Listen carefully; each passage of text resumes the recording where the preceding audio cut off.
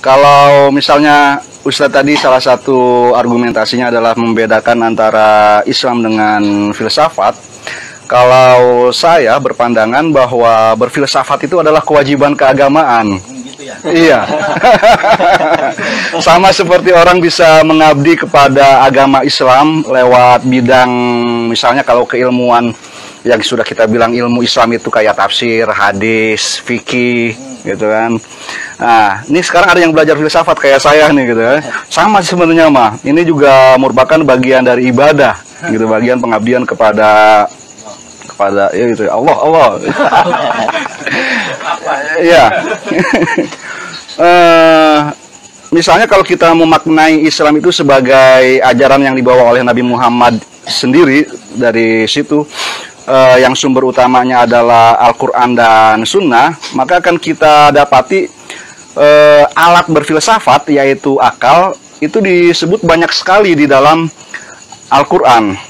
Gitu. Ada 49 kata akal, baik dalam bentuk akoluhu, nakilu, yakilun, takilun, yang disebutkan di dalam Al-Quran. Salah satunya misalnya di dalam surah Al-Mulk itu, orang-orang yang sudah masuk ke neraka sa'ir, mereka berkata, kalau dulu kami mau mendengar dan kamu mau pakai akal, lau kunna nasma'u au nakilu ma kunna fi ashabis sa'ir. Makai akal gitu kan, secara umum, nakilu. Itu berarti kan celaan terhadap orang yang menelantarkan akal. Apakah orang-orang yang masuk ke neraka itu tidak mendengar alias tuli? Enggak, mereka yang mendengar, tapi apa yang mereka dengarkan? Apakah mereka itu enggak pakai akal mereka? Bodoh, idiot, gitu kan? Ya enggak juga jawabannya. Mereka udah pakai akal secara maksimal. Kalau kita bisa tadi contohnya teknologi transportasi dan informasi, memang yang bikin orang Islam.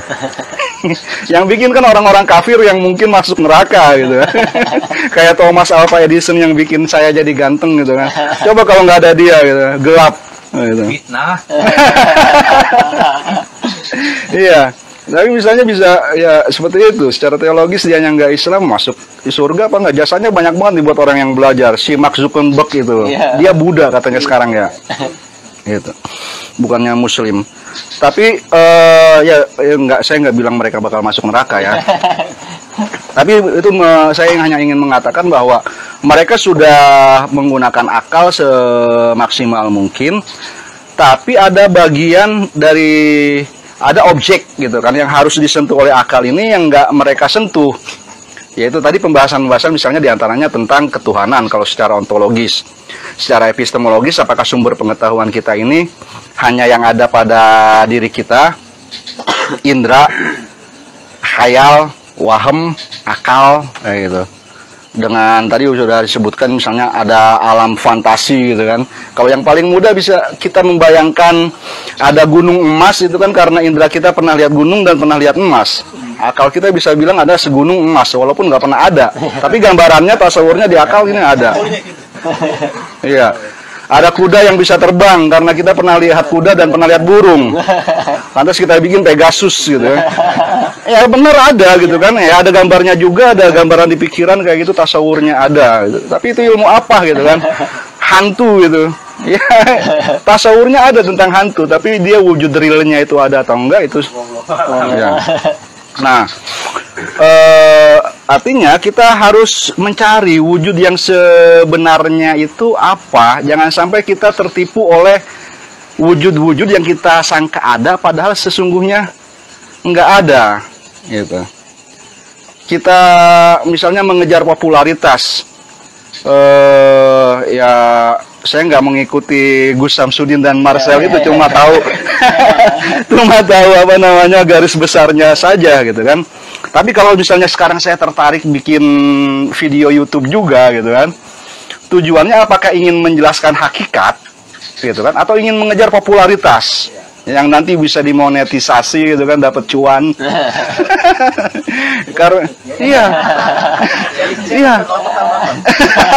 pertama subscribe ya. Iya. Nah, karena ya sebagian orang seperti itu, dengan mendompleng misalnya apa arus yang sedang tren sekarang, YouTube kita bisa lebih cepat banyak viewernya. Tapi misalnya dibandingkan dengan agama-agama yang lain, kitab-kitab sucinya, ya jelas kitab suci Islam itu di luar dia memuliakan kata akalnya sendiri, juga memberikan pedoman-pedoman tentang bagaimana penggunaan akal. Ada kata nazor, afala yanzuruna ilal ibili, itu kan observasi gitu ya, observasi yang mendalam juga sampai termasuk kepada eksperimen kalau metodologi ilmiahnya yang dikembangkan sama Bacon itu, sampai ada New Organon sebagai lawan dari Old Organonnya logika yang saya sebutin tadi, logikanya Aristoteles itu gitu. Udah nggak kepake memang logika Aristoteles sama orang Barat juga, mereka pakai logika induktif gitu kan, dan macam-macam logika yang lainnya lagi.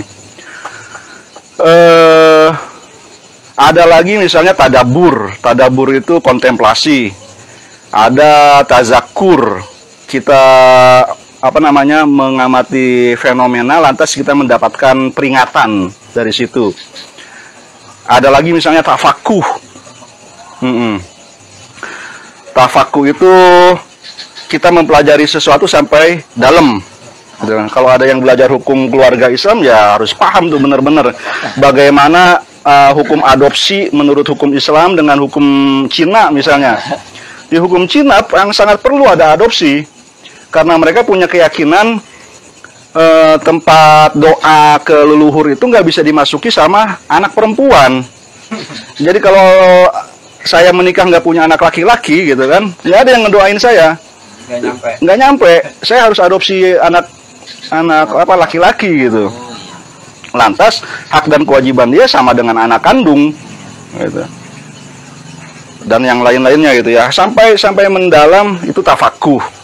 Nah berarti kan ya akal ini sangat dimuliakan oleh Islam gitu. Jadi kalau kita diajari bikin kail masa mancingnya nggak boleh gitu kan, diajari cara pakai akal, maka berfilsafatnya nggak boleh menurut Islam. Menurut saya itu nggak masuk akal gitu. Sudah disuruh nih cara bikin jarannya jorannya seperti ini, cara bikin senarnya begini, ukurannya segini. Tapi lantas itu disimpan aja di pojokan rumah. Ya mungkin gitu kan, walaupun mancing nggak ada kemajuannya, nyebur ya, tetap aja berarti mancing boleh gitu. Berfilsafat ini merupakan bagian dari Al-Quran.